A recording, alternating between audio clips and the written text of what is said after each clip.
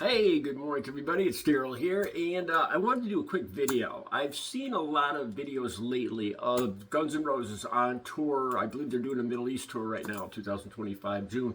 And I'll have some links down below. There's a lot of videos on Facebook. I'll have a few links down below. And I've been watching the shows from what I could see there, and I saw Guns N' Roses on August 16th, 1987 at Giant Stadium. They opened up for Aerosmith and Deep Purple. Deep Purple was second. Aerosmith closed the show. And I just want to talk really quick about the difference between what I saw on that day and what I'm seeing in the videos now. 35 years later, whatever it is. I've been clean and sober since October 23rd of 2006. I've been clean and sober for 18 years and going on 8 months. And the difference, because they were obviously using on that day and that whole period. And so my life kind of parallels theirs, especially Duff McKagan. I'm going to do more videos talking about what Duff McKagan talks, what his experiences and very similar experiences I've gone through. But like I said, I'm going to compare what I saw on that day to what I'm seeing in these videos. And it's a huge difference. On that day, we went down, and one of the guys didn't have a ticket. I was the substance provider that day, not something I say with pride. I went down with a quarter ounce of Columbia's finest, as I guess you can call it. And like I said, we were using back then. And what I saw on stage that day, Axl was wearing a white leather jacket and pants. And they looked unorganized as soon as they came out. Axl looked angry throughout the whole show. What I was going to say too is his shirt, it said cocaine across. It's like the Coca-Cola emblem, except it said cocaine across it. And Slash was kind of, I thought he was staggering.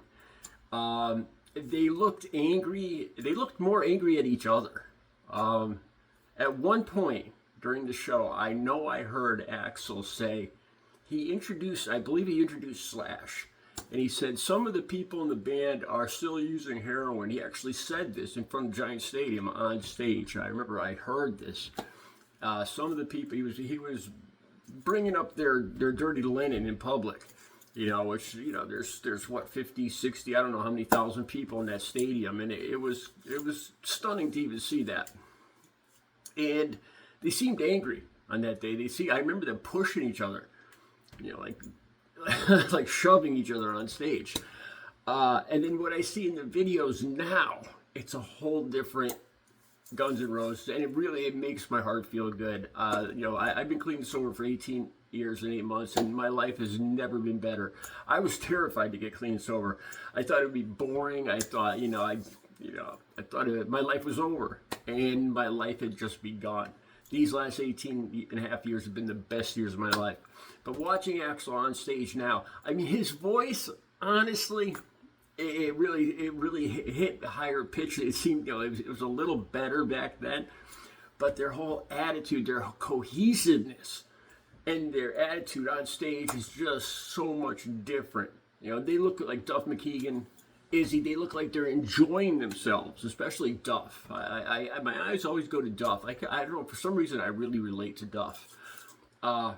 But it's a huge difference. Like I said, voice-wise, I don't think Axl's doesn't quite have the vocals like he used to, but he makes up for it in his sobriety and his personality, and it's just a whole different vibe on that stage than what I saw back in 1987, August 16th, 1987. And one of the best parts of the show, Aerosmith closed the show. And I remember looking up into the box seats way up at the top of the stadium. And Deep Purple and Guns N' Roses were up in the box seats watching Aerosmith close the show.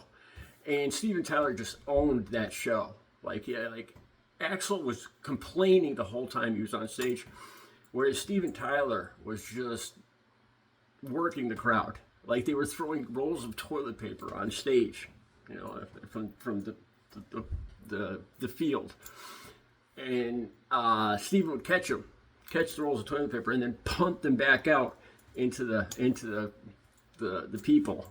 He worked the crowd. It was just, and then watching those two bands up in the box seats, watching like the Masters do it You know, watching the Masters, Aerosmith close the show was fantastic. And then there was a fireworks display as Aerosmith closed the show. You could see jets taking off from probably Newark.